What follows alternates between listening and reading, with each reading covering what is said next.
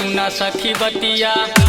अरे भाई सुहाग वाली रतिया सुना सखी बतिया, मजा भरपूर मिलल।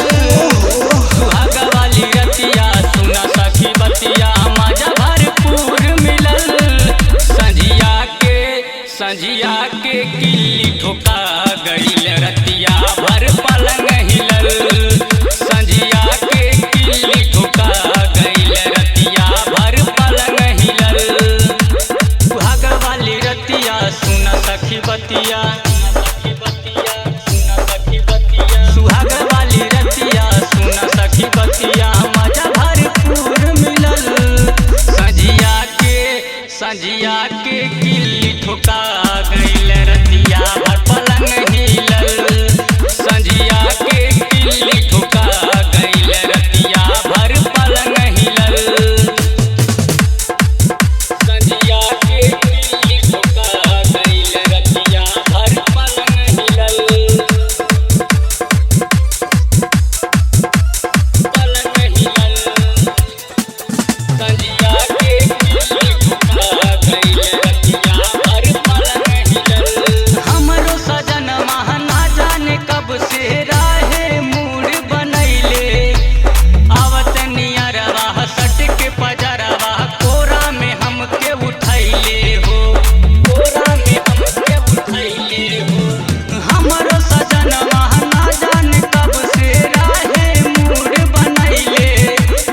आवत नियरवा सट के पजरवा कोरा में हमके उठैले। देहिया पूरा सिहरे लगल जब, देहिया पूरा सिहरे लगल जब उठवा से उठवा सटल। देहिया पूरा सिहरे लगल जब उठवा से उठवा सटल। संझिया के किल्ली ठोका गईल रतिया भर पलंग हिलल। संझिया के किल्ली ठोका गईल रतिया भर पलंग हिलल। संझिया के किल्ली ठोका गईल रतिया भर पलंग हिलल।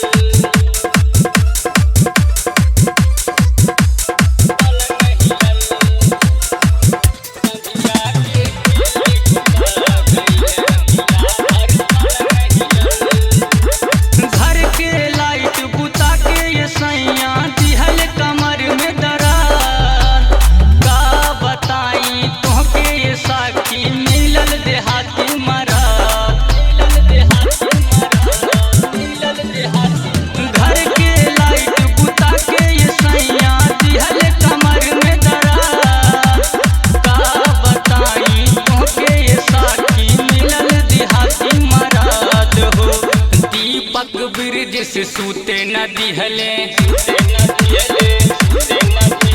सैया विमल से सूते न दिहले, तबो न मान भरल।